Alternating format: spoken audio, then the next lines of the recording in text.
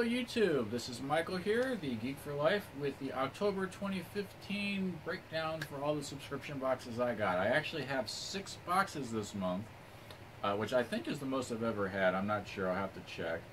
But part of the reason was Villain Crate and Marvel Collector Corps are both bi-monthly boxes, and they happen to fall on the exact same schedule. They both come out on even-numbered months, so that's why I have so many this time. I don't know if it'll ever go higher than this, so this might be the most boxes I ever do. 6 doesn't sound like a lot compared to some people out there on YouTube have, I mean, I've seen as high as 18 before. But these are the ones I get, and so these are the ones I rank.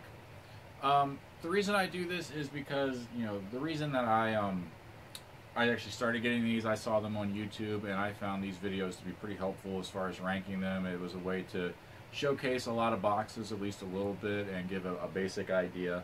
So I like to do the same thing, kind of like pass it forward. I happen to think it's a really good marketing idea that these subscription boxes have done, where they actually get us, the customers, to just post commercials, essentially reviews, on YouTube for everybody else to check out. They save a lot of money on advertising that way, so yeah, I think that's a great idea. So I wanted to do the same thing. This was October 2015. Now, none of these boxes were bad. They're actually stacked up over here. I know you can't see them, but that's what I'm referencing. None of them were bad, so don't take the actual ranking of them to be, you know, just set in stone. A lot of this was personal preference as well as the quality of the box. So that's how they got that. I mean, don't assume just because the one in last place is in last place that it's really a bad box. It's in relation to the other boxes. So that's kind of where that broke down. So, I mean, if you like a box better, like if you like the last place box better than the first place box, that's fine. This is just how I rank them. You can feel free to do it different. Now, I'm not going in depth on any of the boxes. I've already done videos for each individual one where I showed off the items that were in each box and talked about them. So if you want to see those, I do have the links in the description below. So feel free to click any of those if you see a box and you want to know a little bit more about it. But I won't be going into them too much. So let's start out with number 6. Nerd Block Classic. This was Trick or Treat themed. I did decide to get it. I was originally not going to, but I decided to. Sort of an average box. The thing I really liked in it was the alien figures. Those were nice. The shirt was decent, but it was mostly because it was glow in the dark, which I really liked. I thought they could have went in some better directions than they did with the, because they had it broke down as far as like 3 items were tricks, which were the quote-unquote scary type items, and then 3 retreats, which were like, you know, just sort of little things that I didn't really care for personally. If I had known what was coming in this box, I might have skipped this one. In fact, I decided not to get next month's Nerd Block because I want to try out that new sci-fi block, which should actually be coming in about a week or so, and I'll be reviewing that too. So, coming in at number 6, Nerd Block Classic. Number 5 is a new one to the countdown, Villain Crate. This was brought out by the same people that are doing Hero Crate, which I also got one of those. This is their first Villain Crate ever. It was Deadpool. Pretty decent box. It's only about 20 bucks, and it's every other month, so it's a nice cheap box that you can get every so often. One of the reasons it went a little bit lower on the list was the Deadpool figure. It wasn't the red one. It was sort of the X-Men blue and yellow one, which I wasn't a big fan of. The shirt was great. I really liked that. And then a couple little things in there. But yeah, pretty good box. I plan to stick with it for a while and see what they do. So number 5, Villain Crate. Number 4 is Hero Crate. This one was themed Wolverine. It did get a little bit lower on the list than I originally thought it was going to because the bag that was in it I just didn't think was a very good choice. It's not that the bag was bad or anything, it's just I'm not that into the bags. The shirt could have also been better. It didn't really showcase Wolverine the way I thought that it should. It looked more like Sentinels, honestly. So that's kind of where this box fell a little bit short. Still a great box. I'm still sticking with it, and I really like this company. I feel like they're doing a great job, and they're going to go to, you know, great places. But for this month, Wolverine Hero Crate is at number 4. Number 3, if I can get it, Super Geek Box. Just got this one the other day.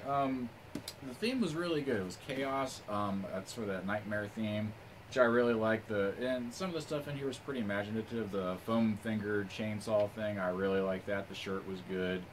I do wish I'd gotten the Zero Mopies instead of the Oogie Boogie one, but of course that is personal. That's just my preferences. I mean, just most of the items in here were pretty good. It did have an edible item in here, which I'm not a big fan of. It was the Pop Rocks. Those are just sort of throw-in items. I don't really count them even as items. And I don't get these boxes with the intention of eating anything in them. There are plenty of subscription boxes out there that are for food.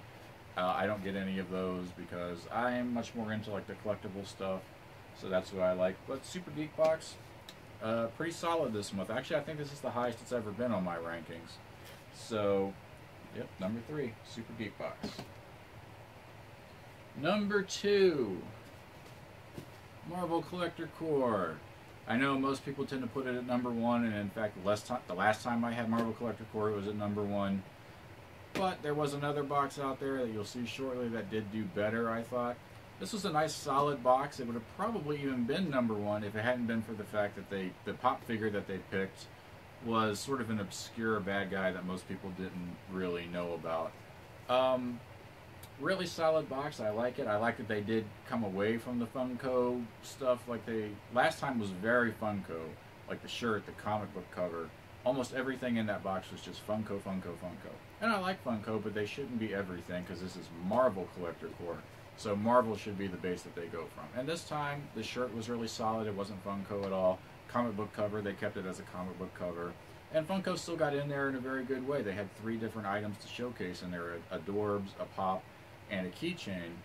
So I felt it was a very solid mix of items between the 2 companies and a very solid box. I just wish that Pop figure had been somebody else. But that was a personal preference. Anyway, this is the number 2. And the number 1 box. Who guessed it? Loot Crate. The theme was time, and they did an incredible job with it. The Pop figure was on, the shirt was on, that Doctor Who Spork, Sonic Spork, sorry, was pretty cool. And of course the hoverboard was just amazing. I love that. So Loot Crate definitely knocked it out of the park this time. I think this might even be the first ranking I've done where Loot Crate came in at number 1. They've been around longer than anybody else, so I do tend to expect a lot from them. But this time they really delivered. Next month I've seen the announcement was combat theme, which is like Fallout and a few others. So it's not the theme that I'm really that into. I don't expect it to take a number 1 spot next month. But then again, I don't get as many boxes next month either. I just get Loot Crate, Super Geek Box, Hero Crate, and a Sci-Fi box. So it'll just be 4 boxes next month. But this month, Loot Crate just did a phenomenal job. I love this stuff. I love the Pop. I love the hoverboard. It's just incredible. I thought they really nailed it. And this was, normally they would probably have done a Halloween theme, but of course they were paying attention and they were planning ahead and they got the Back to the Future stuff in there. I thought they did a really great job. So this month definitely belongs to Loot Crate. They took the number 1 spot pretty easily.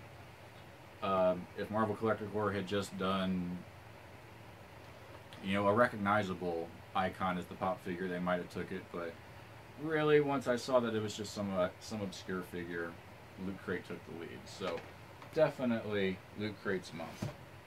Not a bad month at all. I mean, I didn't hate any of the boxes. There were no epic failures, which I have had occasionally. Everybody seemed to really be on their game this month, and I really like that. I hope next month is good, and I really hope December is good, and moving forward, I hope that the boxes can maintain good quality. I guess that's it. October 2015, 6 boxes, all right there. I should be getting the Novembers in soon. Actually, the Sci-Fi block is supposed to ship early November, and then it'll be toward the end of the month that I'll get the other boxes. But so November's going to start off kind of early. That's it for now. If you have any comments, feel free to post them below. If you like what you see, feel free to subscribe. Hit the like button if you like. Hit the dislike button if you didn't. That's okay. And I'll talk to you later next month. See you then. Bye-bye.